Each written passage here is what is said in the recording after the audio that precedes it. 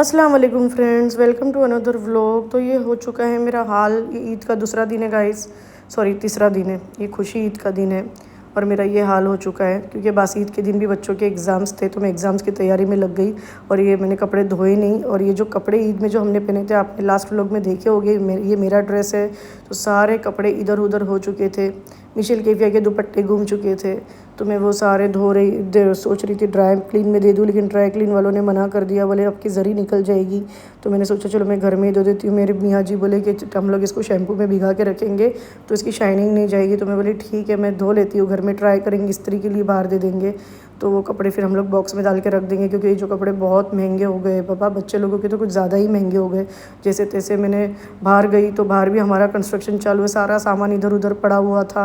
मेरे मियाँ जी अल्हम्दुलिल्लाह से अच्छे हैं तो वो भी थोड़ी मेरी मदद कर रहे थे। ये कपड़े जो धो के सुखाए हुए थे वो थे, और शू रैक का ये हाल हो रखा था, सब धूल जम चुकी थी। एक तरफ मैंने दूसरे कपड़े लगाए हुए थे, मेरे मियाँ जी मेरे को हेल्प कर रहे थे। फिर मैं अंदर आई, इतनी थकावट क्योंकि मिशेल केफिया को भी मैं तैयार करके स्कूल भेज चुकी थी, वो दोनों का एग्ज़ाम था। मैं घर पे लाके कपड़े फेंकी, ये मेरे बच्चे ने, मेरे बेटे ने शीरकुरमा गिरा चुका था ड्रेस पे, पता नहीं ये कैसे निकालूंगी मैं, ये कैसे धोने वाली हूँ पता नहीं।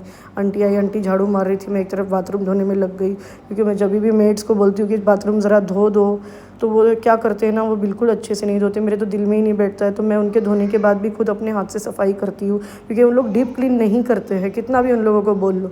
तो फटाफट अभी मैं बाथरूम धो के एक तरफ कपड़े लगा के मैं नहाने चली गई क्योंकि मेरे को बहुत ही ज़्यादा पसीने निकल रहे थे, तो मैं नहाने के लिए चली गई।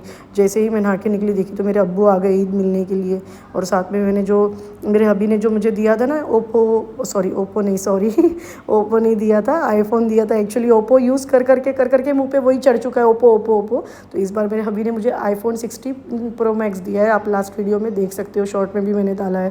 तो मैंने उसका कवर ऑर्डर किया था इंस्टाग्राम से देख के, मैंने रील में से ऑर्डर किया था। आप लोग मुझे बताना कि ये कैसा है क्योंकि मुझे तो कुछ खास पसंद नहीं आ रहा, पता नहीं क्यों मेरे दिल में ही नहीं बैठ रहा है ये कवर, मुझे पसंद ही नहीं आ रहा। मैंने लगा के तो ऐसा लग रहा है कि मेरा पहले का ही कवर अच्छा था।